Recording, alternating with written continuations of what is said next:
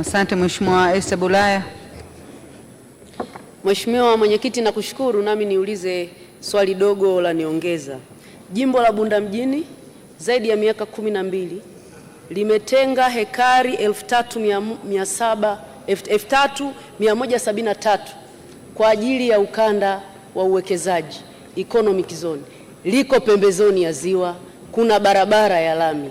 Ni lini mtatuletea wawekezaji wajenge viwanda ili kuinua uchumi wa jimbo la Bunda mjini na halmashauri ya mji na kutengeneza ajira kwa vijana na kina mama wa jimbo la Bunda mjini?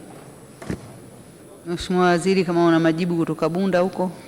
Mheshimiwa Mwenyekiti, nishukuru kwa swali la nyongeza kutoka kwa Mheshimiwa Esther Bulaya, mbunge wa Bunda mjini. Mheshimiwa Mwenyekiti, ilani ya Chama cha Mapinduzi inazungumzia swala zima la kuhamasisha uwekezaji hasa wa viwanda vidogo, kati na vikubwa. Lakini dira ya 2050 inasisitiza sana kuongeza uzalishaji kwa maana idadi ya viwanda, lakini pia kutumia malighafi za ndani katika uzalishaji. Wizara ya Viwanda na Biashara pamoja na mipango na uwekezaji tumekuwa katika jitihada za kuhamasisha uwekezaji kutoka ndani na nje, lakini sasa hivi tumefanya mapping ya maeneo yote ya uwekezaji likiwemo eneo la Bunda.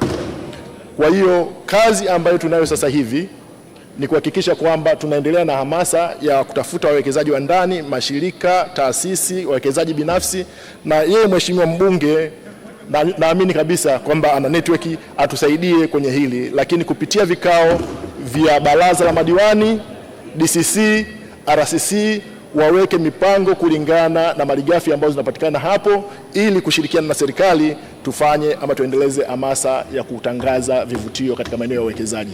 Naomba kuwasilisha